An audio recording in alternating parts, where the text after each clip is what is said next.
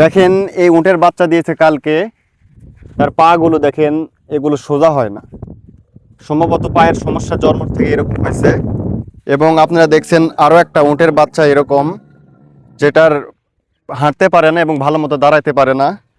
So আমার জীবনে হচ্ছে 9 বছর ধরে আমি এখানে উটের কাজ করি, কখনো আমি দেখি নাই যে আমার মালিকের এরকম অন্য কোনো উট এরকম বাচ্চা দিয়েছে যার পায়ের সমস্যা। দেখেন এই বাচ্চাটা হয়তো আর দাঁড়াতে পারবে না এবং মালিক বলেছে ডাক্তার নিয়ে আসবে। উট প্রচুর পরিমাণ রেগে আছে, কাছে যাইতে দিচ্ছে না এবং বেশি মানে ধস্তাধস্তি করলে হয়তো আমাকে অ্যাটাক করতে পারে বা আমাকে মারতে পারে, যার কারণে কাছে যাইতে পারতেছি না। দেখেন এটা হচ্ছে এই উটের বাচ্চা। আমি 9 বছর ধরে কাজ করি, কখনো এরকম বাচ্চা দেয় নাই। না জানি কি হয়েছে, আল্লাহ মাবুদ ভালো জানে। আপনারা দোয়া করবেন যেন বাচ্চাটা ভালো হয়ে যায় এবং আমার পেজে নতুন হলে পেজ ফলো করে দিবেন এবং সবাই ভালো থাকবেন। নোট সম্পর্কে কোনো কিছু জানতে চাইলে কমেন্ট করবেন। আল্লাহ হাফেজ।